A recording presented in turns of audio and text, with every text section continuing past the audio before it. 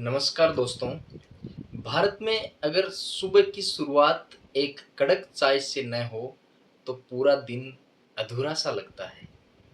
और चाय की बात हो तो बिना चीनी के वो मिठास कहाँ।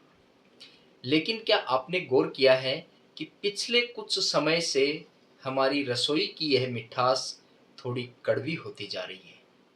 जी हाँ, मैं बात कर रहा हूँ चीनी के बढ़ते दामों की। बाजार में चीनी की कीमतें लगातार बढ़ रही हैं। त्योहारों का सीजन हो या आम दिन, आम आदमी की जेब पर इसका सीधा असर पड़ रहा है। लेकिन क्या यह सिर्फ एक सामान्य महंगाई है या इसके पीछे कोई बहुत बड़ा खेल चल रहा है?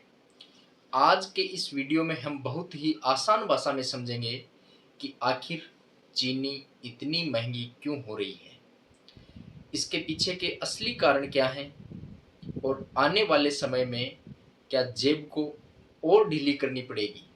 वीडियो को अंत तक ज़रूर देखिएगा क्योंकि यह हमारी रसोई के बजट से जुड़ा हुआ मुद्दा है।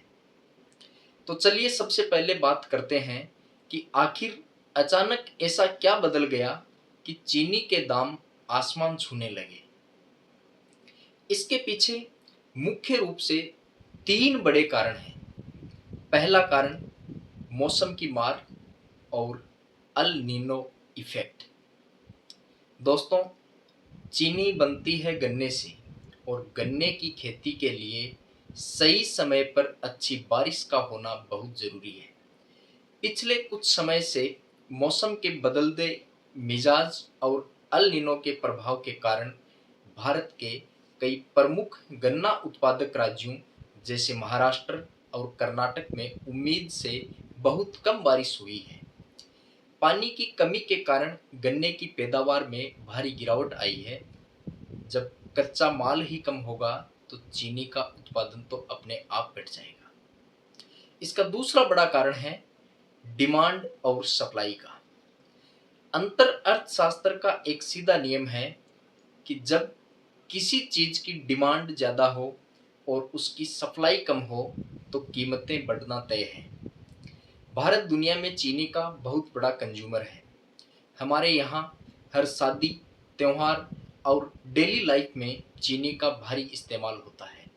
उत्पादन कम होने के बावजूद हमारी मांग कम नहीं हुई है, जिसने कीमतों को ऊपर आसमान में धकेल दिया है। अब बात करते हैं उस कारण पर जिसके बारे में बहुत कम लोग बात करते हैं, और वह है सरकार का इथेनॉल ब्लेंडिंग प्रोग्राम। आप सोच रहे होंगे कि पेट्रोल डीजल में मिलने वाला इथेनॉल का चीनी से क्या संबंध है।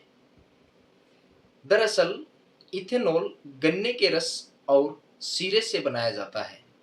हमारी सरकार प्रदूषण को कम करने और कच्चे तेल के इंपोर्ट पर डिपेंडेंसी घटाने के लिए पेट्रोल में इथेनॉल मिलाने पर बहुत जोर दे रही है।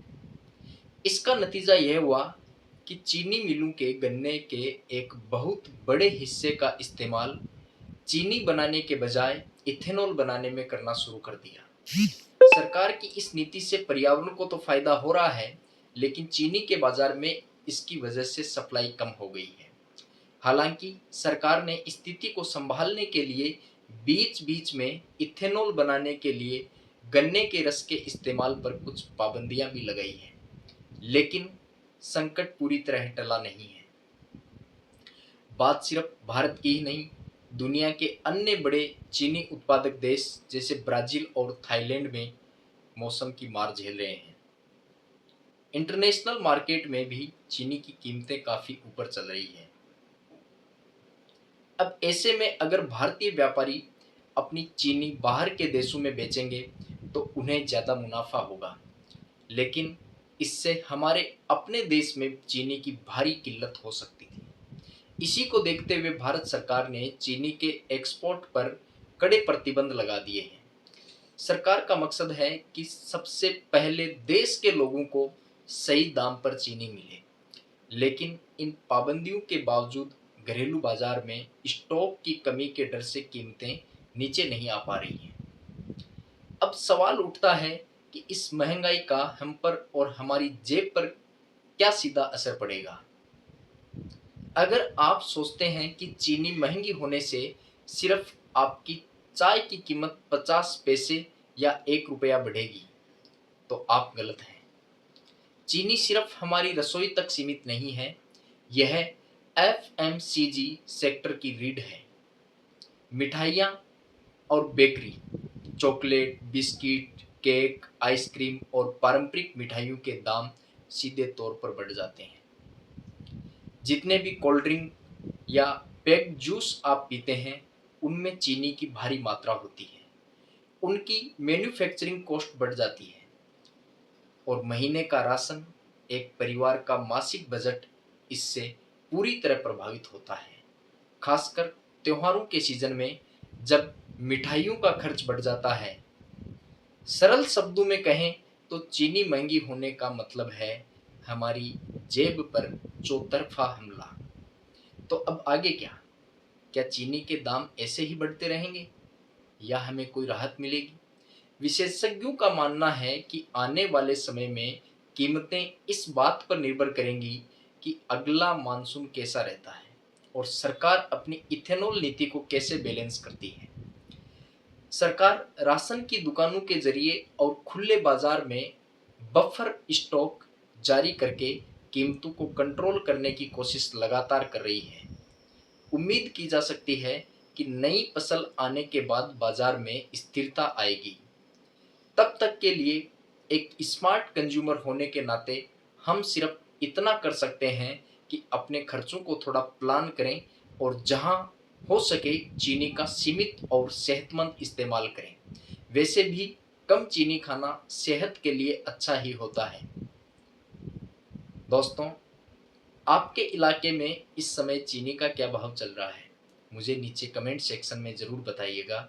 अगर आपको यह वीडियो जानकारीपूर्ण लगा हो तो इसे अपने दोस्तों और परिवार के साथ शेयर करना न भूलें।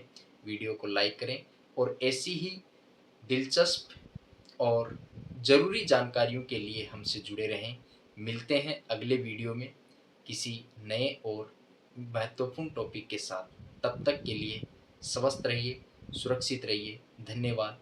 जय हिंद, जय भारत।